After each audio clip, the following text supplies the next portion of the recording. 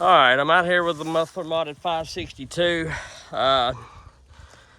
It has given it a whole lot more torque. I've cut a tank with it.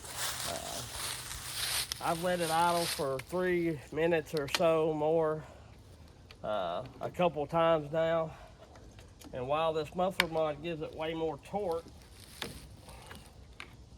and I had to revise it some, but to get the West Coast dogs on there, I've got a new muffler ordered, which I know a lot of people are going to be like, it's stupid. But you know, I made a mistake. Mistakes happen for sure. So it's ugly, but I'm just testing with it more or less. While I feel like these pipes like this on my steels, the 500, the 400s, 462, all that kind of jazz, I feel like I love these tanks or these gas jugs as well because they're spill proof. They will not let you overfill your tank. Typically, it will this time probably. See, it stops. I've got it pushed, and once it hits that gas, it's like a gas pump. It stops automatically. So I like these Huskies for that. It's, you know, you ain't spilling a lot of gas everywhere. But my problem is this thing is like my other 562s in a way. It's dying off and on here and there. Mainly at idle, it cuts good, wide open cut. And it does good long as you ain't off of the throttle too much. You know what I'm saying? Like you can cut and let off for a minute, go back to cutting, it's fine. But if you like move a limb or if you're off of it for 15, 20 seconds, not all the time, but there's times that it's wanting to die. So I don't know if this muffler mod is too aggressive or what. But I changed the pipe. I bought this hole off with an old muffler, brazed it on there, and I didn't paint it or nothing. It's all dented up. It's ugly, but I changed the pipe over here because I wanted to run the West Coast dogs and I wanted to get that other bolt in there. One problem is I don't have the muffler gasket on it. And I hope that don't let any fines or anything get down in it. But I wanted to run this to see how it is. I'm thinking that a regular muffler mod, taking this out right here, is probably going to be the key ticket for it not to be too much. I don't know. And I also am trying a new oil. I